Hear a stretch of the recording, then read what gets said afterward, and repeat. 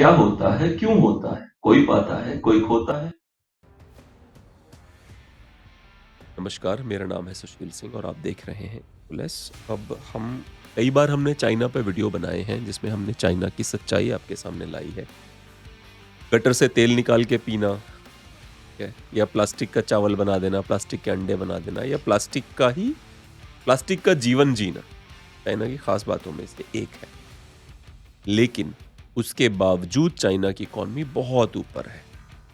उसके बावजूद जयशंकर जी स्मिता प्रकाश को इंटरव्यू देते हैं, हमारे फॉरेन मिनिस्टर, और आउट ऑफ फ्रस्ट्रेशन बोलते हैं कि क्या करूं, जाके बड़ी इकॉनमी से लड़ जाऊं अपने। तो वो फ्रस्ट्रेशन है भारत में। चाइना से लड़ने के लिए नरेंद्र मोदी जी के अंदर बहुत सारी कमियां हैं, बहुत सारी चीजें मैं भी इंगित करता रहा हूं, कई बार मैं बताता रहा हूं नरेंद्र मोदी के अंदर कितनी कमियां हैं। पर चाइना के मामले में मुझे ऐसा लगता है नरेंद्र मोदी से अच्छा प्रधानमंत्री कोई हो ही नहीं सकता। चाइना के मामले जिस प्रकार से आदरणीय नरेंद्र मोदी जी ने एक एक करके चाइना को उसी की भाषा में जवाब जेन्युइनली दिया है, जेन्युइनली दिया है। उन्होंने एक वो बनाया था नेकलेस ऑफ पर्ल्स, तो नरेंद्र मोदी जी ने उसकी कोशिश करी है उसका एक तोड़ ढूंढने की अलग अलग देशों में। एक प्रॉब्लम बड़ी हुई थी कि हमारे साथ श्रीलंका ने हमारा साथ छोड़ दिया, इतनी मेहनत के बावजूद, पैसे देने के बावजूद, पता नहीं क्या कष्ट है उनको, उन्होंने हमारा साथ छोड़ दिया और उसका बहुत इम्पैक्ट है हमारे देश पर। अब आइए बात करते हैं चाइना और भारत की। आज हम तुलना करेंगे दोनों देशों की हर चीज में। कम से कम मेरे पास ऐसे 35 से 40 ऐसे अलग अलग कंपैरेटिव आंकड़े हैं यार, जिनमें हम तुलना करेंगे और आपको बताएंगे भारत कहाँ खड़ा है, चीन कहाँ खड़ा है।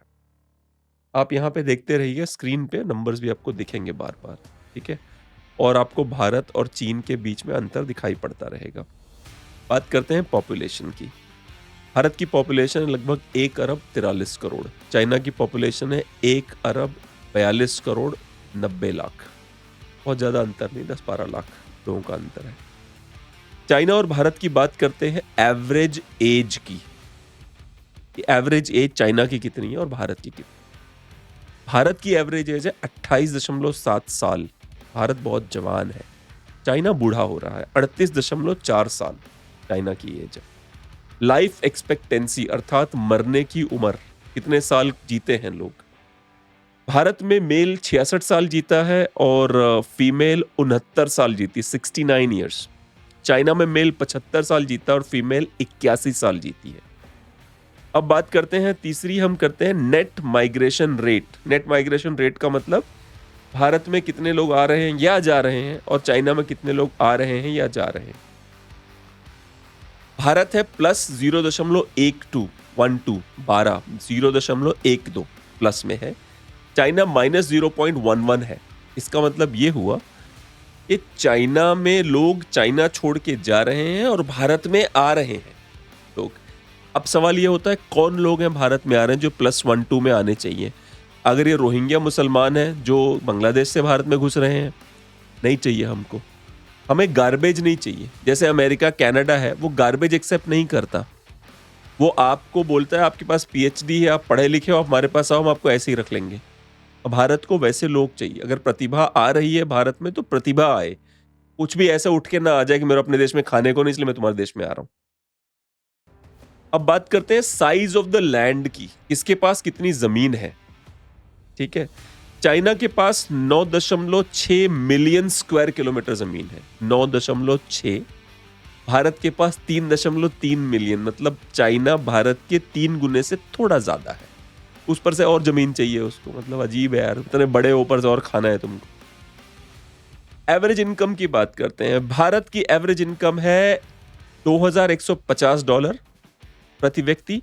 चीन की एवरेज इनकम है $11,880। बहुत ऊपर है चाइना, भारत बहुत नीचे है। अगर 100 रुपए की कॉस्ट ऑफ लिविंग 100 रुपया है अमेरिका में, ठीक है, तो चाइना कितने रुपए में आपका खर्चा चल जाएगा? भारत में कितने रुपए में? चाइना में 57 रुपए में आपका खर्चा चलेगा, भारत में 27 रुपए। भारत चाइना से ऊपर है क्योंकि कम सस्ते में भारत में जिया जा सकता है। जीडीपी की बात करते हैं। जीडीपी की बात, 3 अलग अलग जीडीपी के भारत और चीन के कंपैरिजन जब आप करते हैं तो उसके 3 अलग अलग साल हैं जहां पे सबसे ज्यादा आपको इंपैक्ट नजर आता है। और दोबारा कहूंगा, मैंने एक बहुत पहले वीडियो किया था आदरणीय मनमोहन सिंह जी पे, किस प्रकार ने उन्होंने भारत की इकोनॉमी को बर्बाद किया था। अब बात करते हैं, चाइना 1950 में 100 बिलियन की इकोनॉमी था, भारत 50 बिलियन इकोनॉमी था, आधे पे था भारत, चाइना 2 गुना था। 1990 में चाइना 360 बिलियन का था, भारत 326 बिलियन पे था, अर्थात भारत चीन के लगभग बराबर था। 1991-92 में चीन ने वर्ल्ड ट्रेड सेंटर ज्वाइन किया और चीन 1992 के बाद भारत के पकड़ में नहीं आया। वर्ल्ड ट्रेड सेंटर ज्वाइन किया, अमेरिका का समर्थन मिला उसको, और आज 2023 में चाइना लगभग 18.5 ट्रिलियन पे है और भारत लगभग 4 ट्रिलियन पे है 2028 में। मतलब आप ये मान लीजिए कि 4×5 = 5 गुना ऊपर है भारत से। चीन और भारत की अगली तुलना करेंगे भारत के रेलवे से, कि भारत में कितने किलोमीटर रेलवे है, चीन में कितने किलोमीटर रेलवे। भारत में 42,000 किलोमीटर रेलवे है, चीन में 96,000 किलोमीटर रेलवे है। वो चीन बहुत ऊपर है। भारत में रोड की जो कंस्ट्रक्शन हो रही है, चीन में 5.2 मिलियन किलोमीटर रोड बने हुए हैं, भारत चीन से आगे है। Thanks to Nitin Gadkari ji, 6.4 million kilometre road Bharat में बने हैं। एयरपोर्ट्स की बात करते हैं, चीन बहुत आगे है, लगभग 2 गुने से भी आगे, 214 एयरपोर्ट, भारत में 82 एयरपोर्ट। मेजर पोर्ट्स की बात करते हैं, मेरे आंकड़े आपको ना पिछले 3-4 साल 5 साल के हैं, क्योंकि कोई भी ऐसी ऑथेंटिक जगह नहीं जहां पे आपको सारे आंकड़े एक साथ मिल जाएं, तो वो आपको आइडिया मिल जाएगा, पर ये एग्जैक्ट आंकड़े बिल्कुल नहीं है। Please do not think like that, exact आंकड़े नहीं है ये। मेजर पोर्ट्स, जो सी पोर्ट्स होते हैं, समुद्र के जो बंदरगाह कहे जाते हैं, मेजर पोर्ट्स में चाइना के पास 34 मेजर पोर्ट्स हैं, भारत के पास 13 है। माइनर पोर्ट्स देखिए, माइनर पोर्ट, छोटे छोटे जो पोर्ट्स होते हैं समुद्र किनारे के, चीन के पास 2000 है, भारत के पास 205 है, 10 गुना ज्यादा है चीन। अब बात करते हैं क्लाइमेट स्कोर की, कि क्लाइमेट में कौन अच्छा कर रहा है। तो भारत को क्लाइमेट स्कोर मिलते हैं 62 अंक, चाइना को मिलते हैं 54 अंक। इसका मतलब क्लाइमेट के मामले में भारत चाइना से कम पोल्यूटेड है। अब आते हैं क्वालिटी ऑफ लाइफ, किस देश की क्वालिटी ऑफ लिविंग ज्यादा अच्छी है। चाइना हमसे ऊपर, उसकी क्वालिटी ऑफ लाइफ 69 है, भारत की 30 है, 30। बात करते हैं इंटरनेट यूजर्स की, भारत में इंटरनेट यूजर है 613 मिलियन, चीन में है 1 बिलियन प्लस इंटरनेट यूजर जो मोबाइल पे यूज करते हैं। अब बात करते हैं मुख्य चीज की, ब्रॉडबैंड स्पीड यूजर्स की। ब्रॉडबैंड पता है कौन यूज करता है? ऑफिसेस यूज करते हैं, या घरों में हाई स्पीड इंटरनेट वही यूज करते हैं, इनके पास पैसा होता है। ब्रॉडबैंड यूसेज में भारत जो है वो 28 मिलियन पे है, चीन 530 मिलियन पे है। अंतर देखिए आप, बहुत ज्यादा अंतर है इसमें। बात करते हैं अस्पतालों में बेड प्रति 1000 व्यक्ति पे, चीन में अस्पतालों में 4.3 बेड है, भारत में 0.53 बेड है, मतलब 1000 लोगों के लिए आधा बेड है भारत में। डॉक्टर्स पर 1000, डॉक्टर्स प्रति 1000 पे चीन में 1.79 डॉक्टर है प्रति 1000 नागरिकों, भारत में 0.78 है नागरिकों पे। टीबी की बात करते हैं, ट्यूबरक्लोसिस, दोनों देशों की बहुत बड़ी समस्या थी एक जमाने में। अब ट्यूबरक्लोसिस में चाइना में 0.55 लोगों को टीबी होता है, भारत में 2.1 को होता है। अगर 100 लोगों के आंकड़े आप उठाएंगे तो 100 में चाइना में 0.5, भारत में 2.1। स्टूडेंट पर टीचर, कितने स्टूडेंट पे एक टीचर है? भारत में 35 स्टूडेंट पे एक टीचर है, चीन में 16 स्टूडेंट पे एक टीचर, जो कि सही नंबर है। 16 स्टूडेंट पे ही एक टीचर होना चाहिए। चीन आगे, भारत पीछे। अब बात करते हैं जो ग्लोबल इनलैंड ट्रांसपोर्ट इंफ्रास्ट्रक्चर पे जो खर्चा है जीडीपी का, कि जीडीपी अगर आपकी 100 रुपए है तो कितना खर्च कर रहे हैं आप ट्रांसपोर्ट पे। भारत करता है 1.1 रुपया, चीन करता है 4.5 रुपया, मतलब चीन अभी भी भारत से काफी कई गुना आगे है, 4 गुना आगे है। सीमेंट यूसेज, पिछले 3 सालों का चीन का एवरेज जो सीमेंट यूसेज में है वो चौंकाने वाला है। 3 सालों में चीन ने 2000 अगर आप देखेंगे नंबर ऑफ ईयर्स, 3 सालों में चीन का जो सीमेंट यूसेज है वो 7.2 बिलियन टन है। 20वीं सदी में 1901 से लेके सन 2000 तक पूरे साल में अमेरिकन जितना सीमेंट लेके इंफ्रास्ट्रक्चर बनाया था 100 साल में, चीन ने वो उतना सीमेंट 2 साल में यूज कर दिया। अंतर देख रहे हैं आप? चीन इतनी तेजी से आगे बढ़ रहा है। अब इंडिया ने कितना किया है पिछले 3 सालों में? 355 मिलियन टन सीमेंट यूज किया है। इसका मतलब इंडिया चाइना से काफी पीछे है। और डिस्पाइट ऑफ आवर रोड्स, इसका मतलब ये हुआ कि चाइना रोड्स में ही नहीं कर रहा, चाइना अलग अलग जगहों पे इंफ्रास्ट्रक्चर में सीमेंट यूज कर रहा है। जैसे कि बुलेट ट्रेन है, उसमें बहुत सीमेंट यूज होता है, उसका स्ट्रक्चर जमीन से ऊपर खड़ा होता है, उसमें बहुत सीमेंट यूज होता है उसमें। जैसे कि पोर्ट्स हैं, जैसे कि बांध बनाए जाते हैं, तो चाइना उन सब में बहुत यूज कर रहा है सीमेंट। मेन लैंग्वेजेस स्पोकन, अब ये इंडिया का एक पेन पॉइंट है। Main language spoken 81% Chinese Mandarin बोलते हैं, जबकि वहां पे 300 अलग अलग भाषाएं हैं जो मेन लैंग्वेजेस हैं। भारत में मेन लैंग्वेजेस 120 हैं, लेकिन केवल 57% लोग हिंदी बोलते हैं। तो आपस में जो बिजनेस करना है कि मैं साउथ नॉर्थ इंडिया का साउथ इंडिया से बिजनेस करना है, वो मुश्किल हो जाता है। हाँ, इंडिया भी धीरे धीरे इंप्रूव हो रहा है, क्योंकि साउथ इंडियन जो पहले बड़े स्टॉन्च साउथ इंडियन थे, अब वो भी हिंदी समझते हैं, बोलते नहीं है पर समझते जरूर है। और नंबर्स की बात करते हैं, अब आते हैं जो बहुत बड़ा पेन पॉइंट है इंडिया का, लिटरेसी। चाइना की लिटरेसी है 99, भारत की 75 से 80 के आसपास है। मैं नंबर एग्जैक्ट नहीं बताऊंगा, पर उसी के रेंज में है। एक्सपोर्ट 2018 की बात करते हैं, केवल चाइना ने $2.64 ट्रिलियन का एक्सपोर्ट किया, भारत ने 2018 में $0.54 ट्रिलियन का एक्सपोर्ट किया। मतलब 5 चौके 20, 5 पचे 25, 5 गुना ज्यादा चीन ने एक्सपोर्ट किया 2018 में। 2022 के आंकड़े मैं बताऊंगा, देखिएगा आप, इसमें मेरे पास है नहीं वो आंकड़े। लेकिन जब हम चर्चा कर रहे हैं चीन और भारत की, तो हमें यह भी सोचना पड़ेगा क्रेडिबिलिटी किसकी ज्यादा है दुनिया में। क्रेडिबिलिटी का सवाल है। कोविड ने चाइना की क्रेडिबिलिटी को खत्म कर दिया। चाइना वो देश बन गया, जैसे गांव में नहीं होता कि कोई बंदा नया नया साहूकार तो बन गया है, पर उसको गांव में कोई नहीं पसंद करता। ना पुराने साहूकार पसंद करते हैं, ना नए गरीब लोग पसंद करते हैं।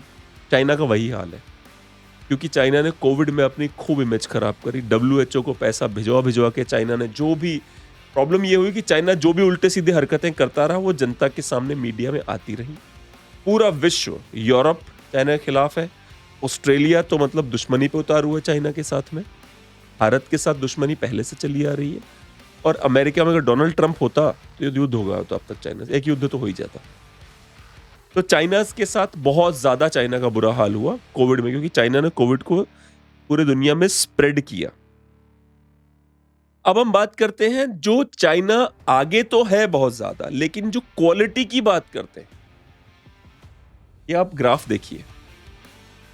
क्वालिटी में अगर आप रोड की क्वालिटी देखिए, रेल रोड की क्वालिटी देखिए, पोर्ट्स की क्वालिटी, एयर ट्रांसपोर्ट की क्वालिटी, इलेक्ट्रिसिटी सप्लाई की क्वालिटी, ओवरऑल इंफ्रास्ट्रक्चर की क्वालिटी और कंप्लायंस की क्वालिटी अगर आप देखेंगे, कंप्लायंस की क्वालिटी, भारत चाइना से क्वालिटी में सबसे ऊपर है। चाइना से हमेशा ऊपर है।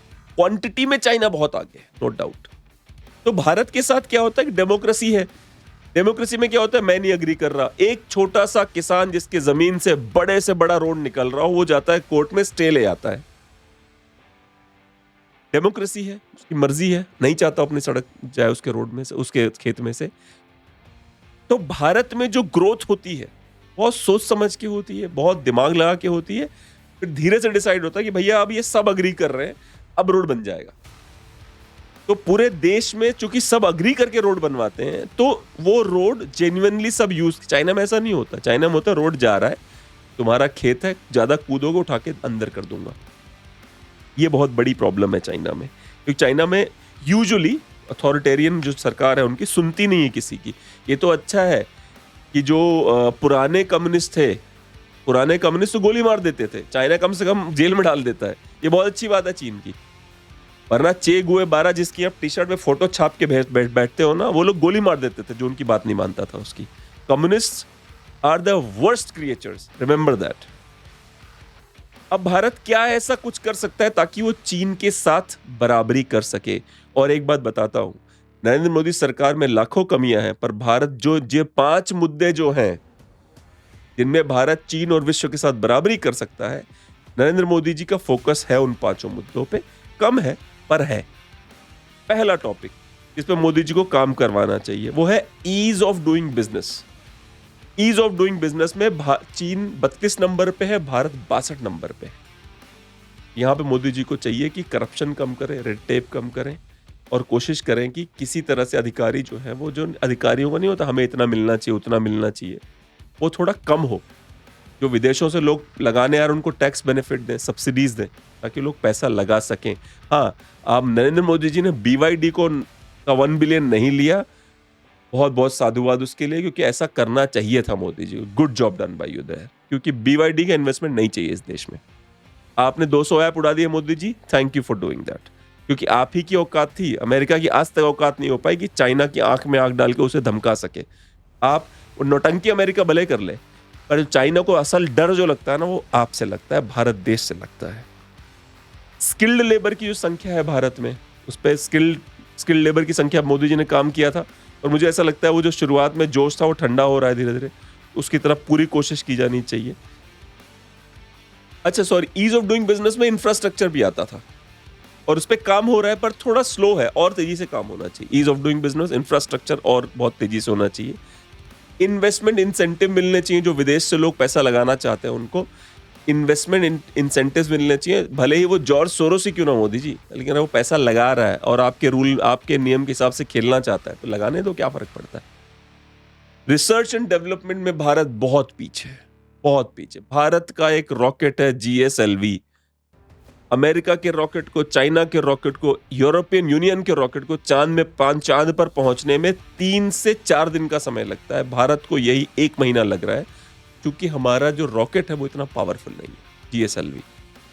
तो मेरे हिसाब से और पैसे मिलने चाहिए इसरो को, ताकि वो और सीरियस रिसर्च करके, वो बात और इंडिजिनस है, हमारा अपना रॉकेट है, पर थोड़ा और अच्छा हो सकता है कि 4 दिन में चांद में पहुंच जाए। एक और चीज जहां मोदी जी ही देश का भला कर सकते हैं वो है political stability. Political stability Modi ji ला सकते हैं और ला रखा है अब तक, इसी वजह से भारत का डंका बज रहा है विश्व में।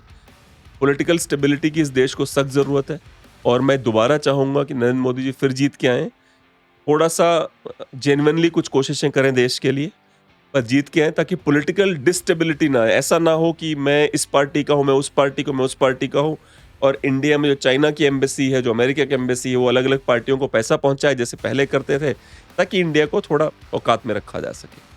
तो political stability is very important. There are people who love Modi ji, there are people who hate Modi ji. I respect Modi ji. ठीक है, आज के लिए इतना ही। प्लीज बताइएगा आपको चाइना का वीडियो कैसा लगा, और प्लीज लाइक करें, सब्सक्राइब करें, और हाँ, कोई अगर चाइना का भक्त हो, गाली देना चाहे तो you are welcome, I am fine with that. Thank you.